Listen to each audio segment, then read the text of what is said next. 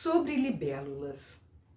Um dia desses, estava escorado na janela de um hotel qualquer, quando uma libélula pousou a poucos centímetros do meu braço. Na hora eu não sabia ao certo se aquilo era uma libélula, uma cigarra ou outro artrópode qualquer. Nunca soube, e os poucos segundos que perdi tentando classificar o bicho foram suficientes para que ele sumisse. Bateu asas e escafedeu-se entre as árvores. Eu tenho uma ligação especial com libélulas. Foi correndo atrás de uma que eu me estabaquei no chão, fraturando costela, perfurando o baço e sofrendo uma hemorragia interna que, por pouco, não me matou. Tinha 5 anos e, desde então, convivo com uma cicatriz que me atravessa o abdômen de um lado a outro.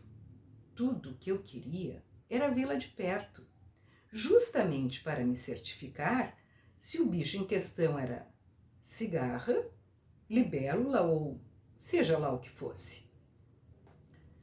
Se a necessidade de classificar um inseto me rendeu 2 semanas de internação, imagino o que me aconteceria se eu ficasse tentando classificar meus sentimentos.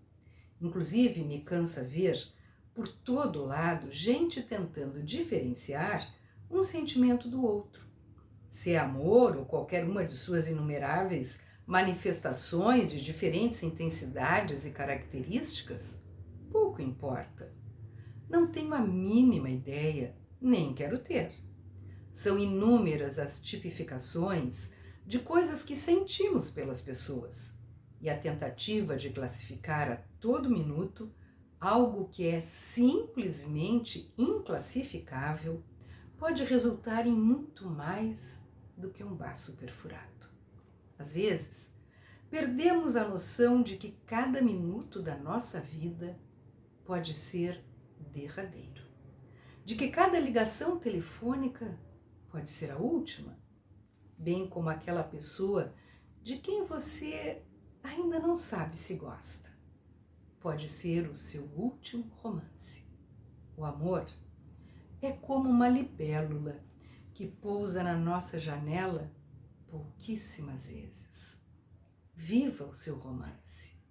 Viva o seu último romance. Se gostaram, que eu imagino que sim, vou ler mais um texto. Souvenir. Souvenir, palavra francesa, substantivo masculino, 1, lembrança, 2, presente de amizade para servir de lembrança. Eu procuro trazer um souvenir dos lugares por onde passo. Diria que, só de olhar para essas coisas, que ao olho desatento podem ser insignificantes, eu sinto como se existisse algo que me fizesse voltar para lá. É como se minhas andanças fossem marcadas por um enorme novelo de lã. Sempre encontro o caminho de volta. É assim com as pessoas também. Estamos constantemente expostos ao contato dos nossos semelhantes.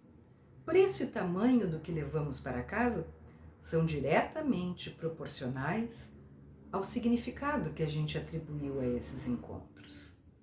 Existem aqueles que deixam conosco apenas a mais perecível das memórias, um bilhete ilegível ou um regalo ordinário. Fico feliz e abro um sorriso toda vez que olho para a minha prateleira e nela encontro as mais valiosas lembranças das pessoas mais importantes com as quais tive a felicidade de conviver.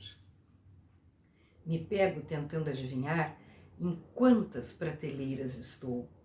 Será que tudo que eu deixei neste mundo foi aquele chaveiro esquecido numa gaveta qualquer?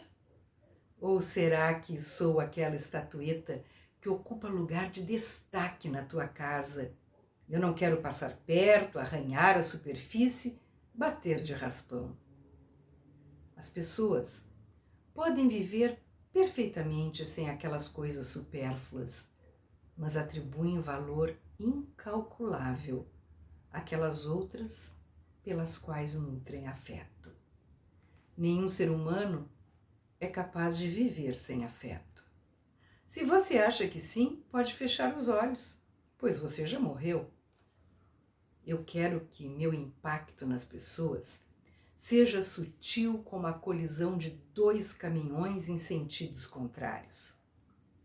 Já passou da hora de a gente descarrilar trens, afundar barcos, trazer ao chão os aviões.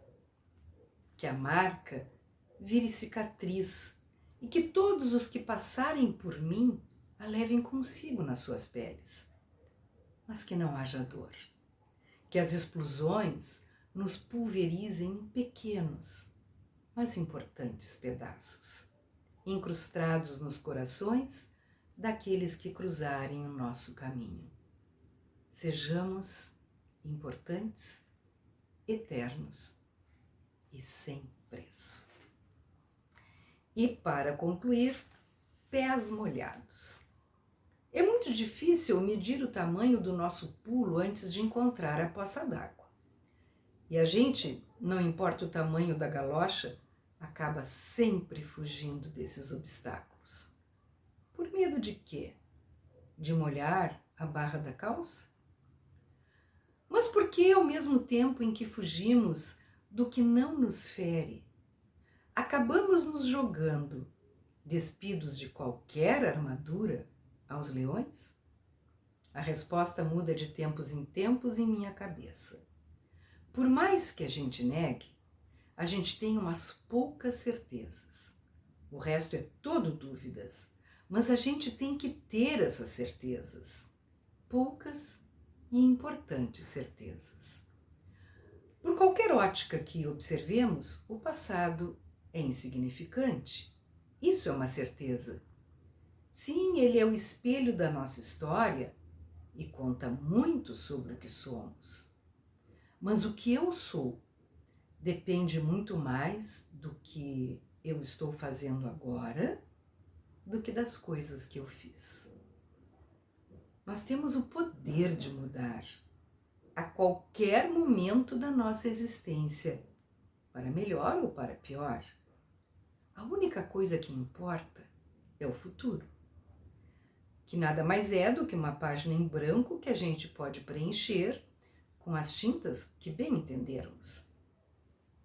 Tirando das costas o fardo do passado, encontramos nos nossos pés a leveza necessária para saltos no futuro, cada vez mais altos, arriscados, excitantes e, sim, por que não, felizes.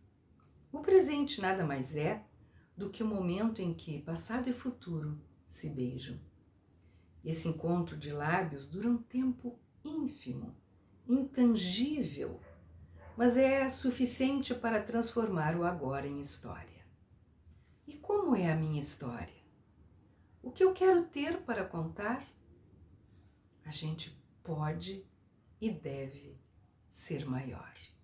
Basta que a gente queira, e querer não é poder, como as pessoas dizem por aí.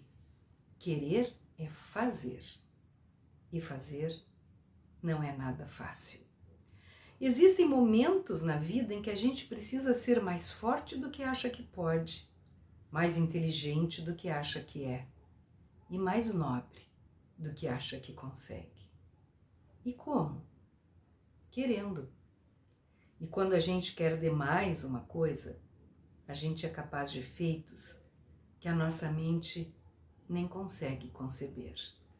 A gente acaba esquecendo as poças d'água, canalizando toda a nossa força para o embate inevitável com os predadores que a vida coloca na nossa frente. E são muitos. Os sonhos são objetivos que a gente baliza desse jeito apenas para que pareçam inatingíveis. E o nosso salto pode ser de qualquer tamanho. Basta que a gente perca o medo de molhar os pés. Se você, assim como eu, gostou desses textos, muito provavelmente vai gostar do livro Amores Impossíveis e Outras Perturbações Quânticas, da autoria de Lucas Silveira, editora dublinense. São crônicas, algumas vezes flertando com poema ou até com contos, mas isso não é o que mais importa. O que importa é a beleza dos textos que aqui estão. E se você ficou com uma vaga ideia de que esse Lucas Silveira, autor desse livro, pode ser o compositor e o vocalista da banda Fresno, acertou. É um outro lado deste jovem de 40 anos, que faz sucesso nas coisas que empreende e que mostra aqui não o seu lado letrista, mas o seu lado cronista. Boa leitura.